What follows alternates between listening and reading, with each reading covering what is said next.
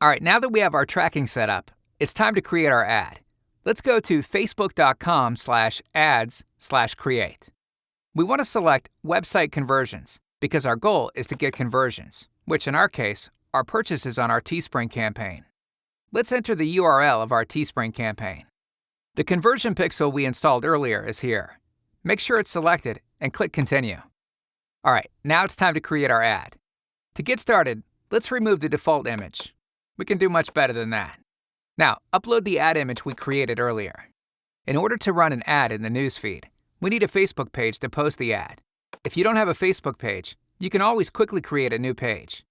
For a full rundown, see our video, Making a Facebook Page. I'll use our page, Open Apparel. Now we can edit the headline. The headline is best used to concisely describe our product. For newsfeed ads, we can see that the headline is fairly hidden. But for the right column ad, the headline is much more prominent. We want to capture our audience's attention, and we only have 25 characters to do it in. So we need to include our most important words and ideas. Let's avoid sounding pushy. Remember, people are on Facebook to check in with friends and find relevant, entertaining links. For this ad, let's go with Chihuahua apparel. We could have also gone with something like cute Chihuahua shirt, funny Chihuahua tee. The text area is, not surprisingly, the main text portion of the ad. Let's go over some key points for writing effective text. We found that a call to action is very effective here, something that instructs our audience to click the ad. Use welcoming action phrases such as grab this, support, rep, show your pride, and check out. Think about who you're targeting and what words and language they'll relate to. A good ad appeals to users' emotions in some way. You don't have to use all of the allotted 90 characters. Keep it short. Highlight the limited nature of the campaign or the quality of the products that'll be produced. For our example today, let's go with, a Chihuahua is a little dog with a big personality. Check out our limited edition apparel. The first sentence is meant to connect emotionally with people who like Chihuahuas, but we follow it up with a call to action to encourage people to actually click the link and buy. Now, let's go down to Show Advanced Options. The newsfeed link description puts text in a gray box under the headline in the newsfeed ad. It doesn't show up in the right-hand column ad. This is actually one of the least important aspects of the ad. You can leave it blank if you prefer a cleaner, more minimal look. It's a good place, though, to fill in more detail about the product. Maybe say, available in women's fit and long sleeve tee, or screen printed in the USA. Keep the related page on, as well as desktop newsfeed, right column, and mobile newsfeed ads. Okay, it's time to build our audience. As an advertiser, we have the ability to target over 1 billion people across the globe based on a variety of personal characteristics.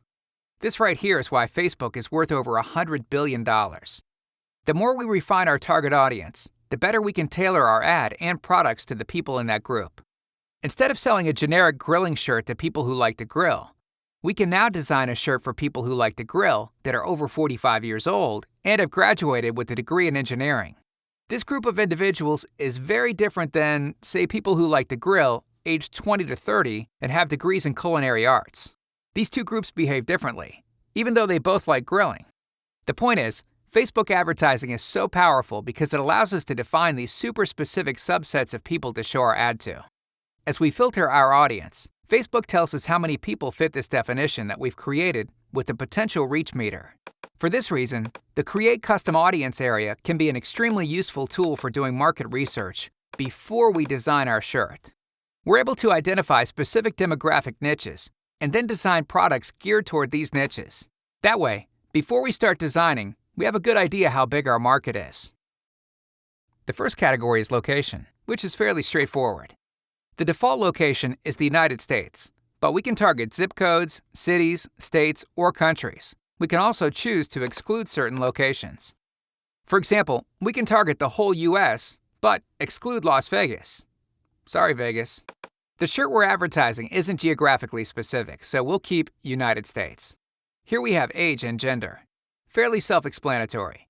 If you have a design that's geared towards either men or women, or a certain age group, this is your opportunity to target them specifically. The shirt we're advertising today is geared towards women, so let's select women.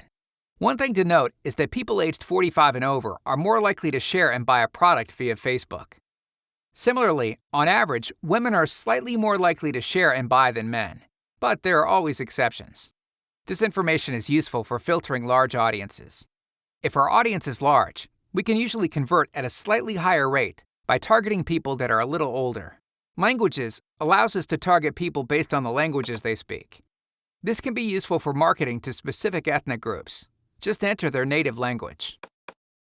Interested in lets us target based on sexual orientation.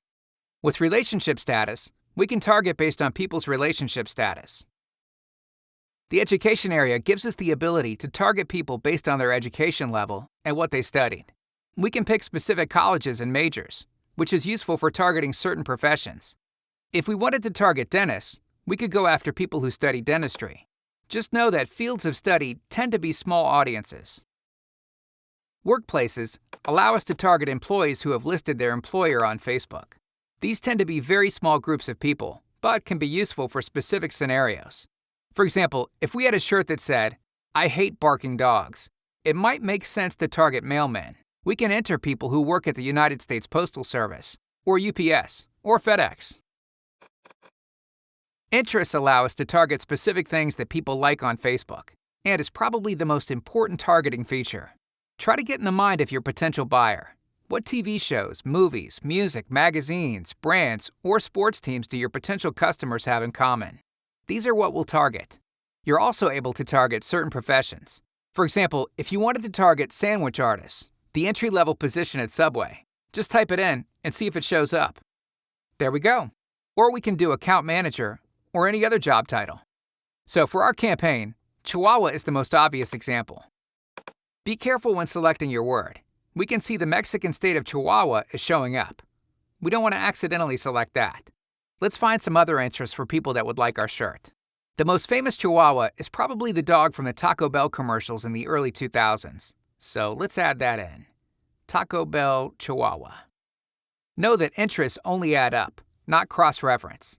We're targeting people that like Chihuahuas or the Taco Bell Chihuahua, not just people who like Chihuahuas and the Taco Bell Chihuahua.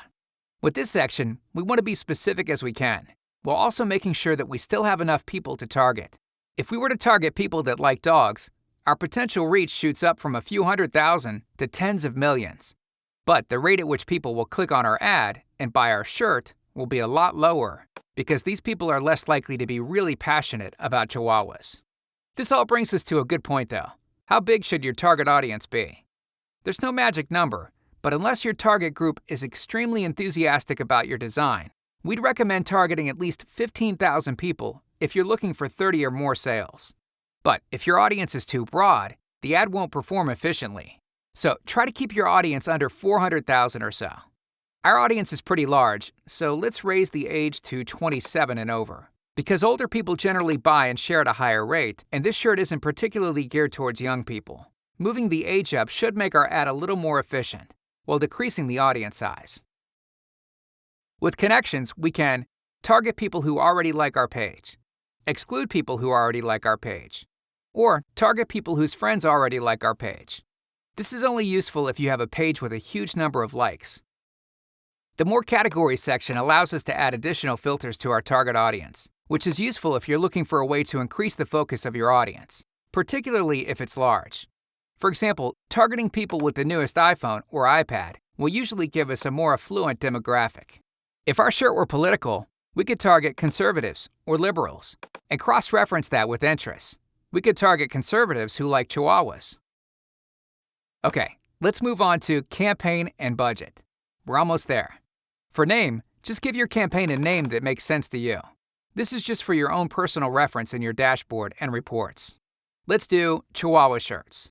For budget, we recommend starting with something low, say $10 a day, and then turning it up if the campaign is doing well. Facebook will try to use all of your budget before midnight. So if you're creating an ad towards the end of the day, keep your daily budget low and then turn it back up the next day. For schedule, we can schedule the ad to stop running before our Teespring campaign ends, so we're not wasting money on a campaign that's already ended and can't make more sales. Like most online advertising, Facebook sets the cost to display an ad through an automated bidding system. You can manually bid how much you're willing to pay to display your ad, but for the most part, we recommend doing an automatic bid. Just select bid for website conversions, and automatically optimize your bid to get more conversions. If you want, you can manually set your bid for website conversions to anything you'll make money on. So, for example, you can set it to $8 if you make $9 per shirt, and you'll still make $1 for every item you sell from Facebook. That said, $1 per shirt is not a lot of profit, so you should generally keep it a little lower than that. But as long as you'll be monitoring your ad, auto should work fine. Click Place Order. And voila, we have a Facebook ad. As soon as Facebook approves it, which takes anywhere from a few minutes to a couple of hours, it'll start displaying to your target audience.